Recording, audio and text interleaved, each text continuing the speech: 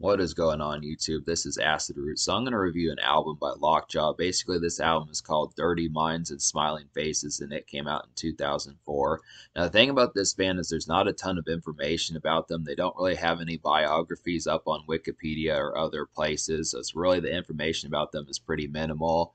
And the information about when this album came out, for one thing, Spotify says that this album came out in June of 2004, but other websites kind of say it came out in the fall of 2004. So there's a bunch of varying information. They're pretty low key. This band has been on tour and on stage with folks like Mudvayne and Typo Negative, Hell Yeah, Powerman 5000, and even Marilyn Manson. So they've had a good assortment of like the right crowd to kind of rock with. And their type style, for folks who absolutely don't know about them, is definitely some industrial metal. They definitely sound like a good amalgamation. Like they sound like Rob Zombie, but I really feel like this pitch of this particular band really gives me more White Zombie vibes. I would definitely say with like some Marilyn Manson vibes from like 1996, 1998. So if you like the Antichrist Superstar Marilyn Manson days, or maybe even Mechanical Animals or Smells Like Children EP, some of those type moments, and then like Astro Creep 2000 by White Zombie, and then possibly the Sexorcisto from 1992. I think that's that 1992 album. That's kind of the pitch that what you get here.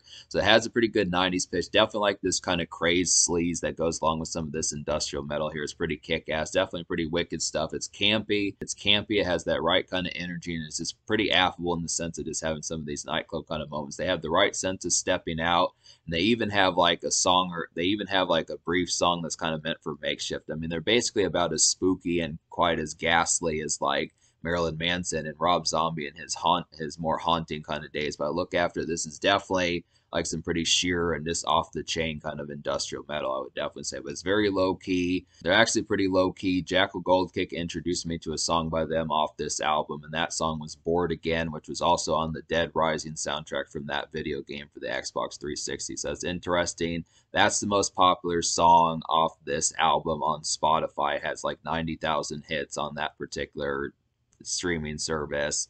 And I would have to say the thing about it is I looked up more information about them to see what it was. I just wondered if Bored Again was the single, but it's not. It's actually Whores. That's the single off this project. So I am going to talk about Bored Again, but the actual single that was released all the way back in 2004 and had a music video for it was Whores. So if you find this group because you're looking, if you found this group because you remember the song Bored Again off of Dead Rising or something like that, that is a great song, but the single from it was actually a horror. So it's interesting kind of get that to delve into this project. I wanted to see what it's about. I actually have known about this group for a couple years now, since like 2021. That was when Jackal Goldkick showed me that particular song. So I might eventually post up that initial thoughts that I had of them a couple years ago, because it's different from what I thought now. It's not to say I didn't like them back then, but just to kind of see what things were like a couple years ago. So I'll do that. But yeah, we'll go ahead and talk about the single off this project. So it would be the first single off this project is Whores, and this is a residential evening jam. I would say it's a great hangout cut, and it's a good 90s White Zombie sleaze. Definitely gives me that kind of vibes about it. It's just some White Zombie type feels about it. So that's what I was talking about before when I said that this definitely has like the pitch. He just has the same cadence as this guy has the same cadence in his voice. It's like White Zombie and Marilyn Manson ripped right out of 1996 or 1998, something like that. Just that real kind of affable kind of tone as far as that kind of goes. This is a nice one. This one's not quite as sheer much of a crazed kind of party cut. Like I do feel like Bored Again is probably more crazed, and Belligerent's more crazed, and I feel like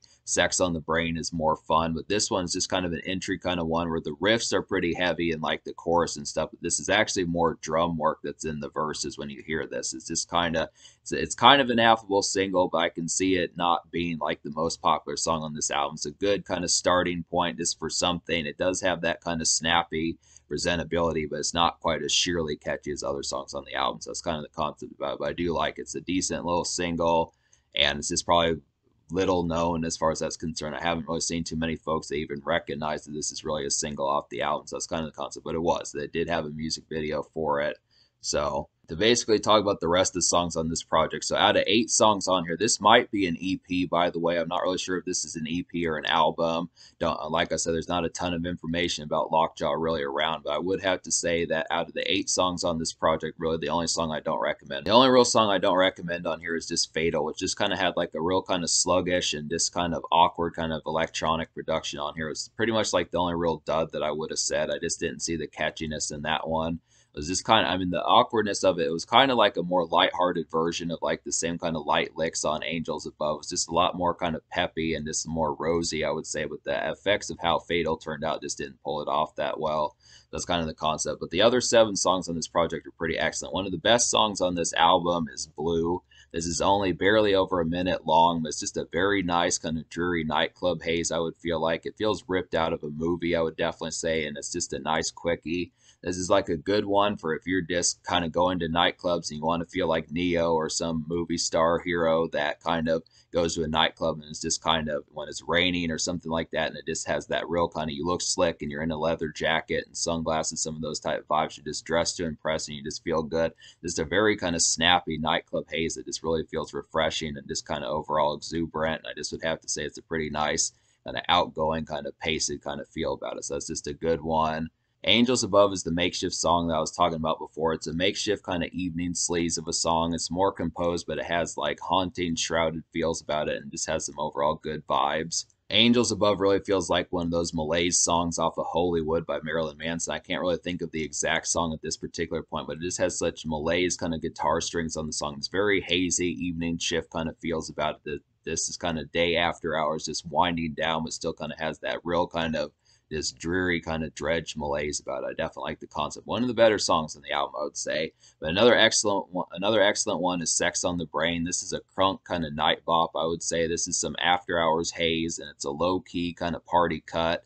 And it's just got some good Rob Zombie kind of vibes, I would say, or White Zombie, definitely in that same sort of pitch. It's one of the more crazed songs on the album, definitely a nice crunk type song. "Sex on the Brain" definitely has like a crunk kind of electronic type feel about it, just a real kind of tittering and kind of shaky kind of energy about it. Just really feels like a hole in the wall kind of crunk type song to really get hyped to. Definitely some night energy that works extremely well.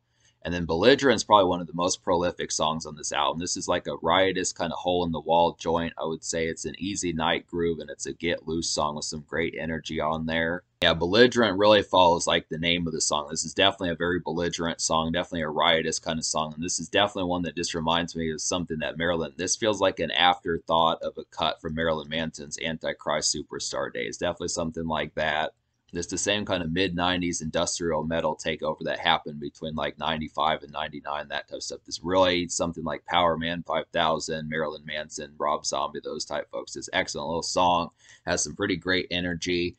An excellent song on this album is "Bored Again." This is a simmering nightclub song and an industrial gem. It's got a crunk groove and it's a solid dance cut and it's very Rob Zombie-like. I feel like some of these songs on here, like "Bored Again," "Sex on the Brain," "Whores," "Blue," and "Belligerent" all kind of have like a pretty crazed and riotous kind of rave type energy. A lot of these songs in this album are just great kind of fodder for like some rave type fare. I would definitely say these are just great kind of stepping out, just like going to a rave in a pretty crazy, snappy kind of dance hype type feels about it. This really has some of that particular energy, and this captures the energy of like Marilyn Manson and Rob Zombie at their pitch extremely well. It's just the same concept for getting those particular type vibes. Just something ripped out in 1997 or 1998 when like The Matrix was huge and Power Man 5000 was huge and things like When Worlds Collide were huge. Just going out to raves and really having some of those glittering disco lights and some of that type of stuff as far as that kind of goes. Just really excellent kind of stuff, I would say. This is just an excellent example. Then basically another highlight off this album would be "The Love Parade." This is a stepping out kind of thriller, I would say. It's got some strong energy with good riffs on here, and it's an easy cut to kind of get hyped to. This is another one. This is the sort of song that Rob Zombie would pump out just with those kind of pounding riffs that are just kind of good bravado, kind of go ape shit kind of craze kind of vibes about how some of these things actually kind of turned out. So I definitely like those kind of carnivorous energy ones, but this is definitely a pretty solid metal highlight. This is just a typical kind of metal song. Doesn't have like as much doesn't have as much industrial or electronic feels about it, but it's just kind of a nice kind of the standard hole in the wall or night venue kind of bop as far as that kind of goes. It's the sort of stuff that you would hear like when you think of Super Beast by Rob Zombie or something like that, those type tunes. It's just a good one. So yeah, there's a pretty excellent good palette of stuff that kind of goes along here. I definitely liked Angels Above. That was kind of a nice makeshift evening tune.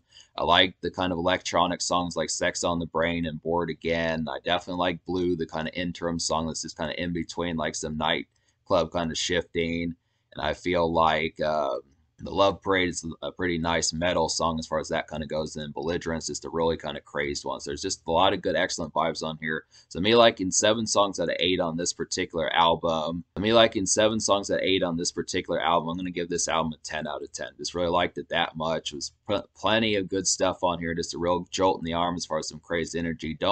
Even if you don't know much about Lockjaw, I would still recommend them just because there's enough on here to really warrant kind of saying that this is some damn good stuff. I just would have to definitely say it's just got that good pitch.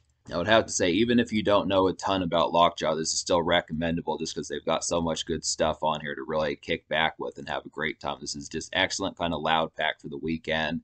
So the social score as a result is going to get a 10 out of 10 also, just because a lot of this is just pretty crazed and demonic. I would definitely kind of have to say there's plenty, even if there's just a low key kind of single and that didn't really get that much like publicity. I would have to say I would definitely kind of look after it, that there's still some good tunes on here. And if you know about Dead Rising, the video game, there is Bored Again, so it does have some kind of cross promotion. There are some good gems on here. It's just basically if you love Rob Zombie, if you like Marilyn Manson, if you like Power Man 5000, some of them, this is definitely a good one to look up because they've got some pretty carnivorous energy, and their energy is pretty pitched. They have some great songs that express that. They may be pretty low key, and you may have to look, and they may not have the radio airplay, but they do have some hits. That's kind of the thing. So, in terms of the future, like apparently Lockjaw has been around. I'm gonna have to really look into their discography to see some other hits that they kind of have and such. But I would have to say I don't really know the order as to what's happened. I don't know if this is like their first album and what they've done before this, just because the information about them is so minimal. Even on Spotify, it's kind of like that. But we'll just have to see about it. But they have at least done some projects in 2023 and stuff, so there is more. So we'll get to some of that.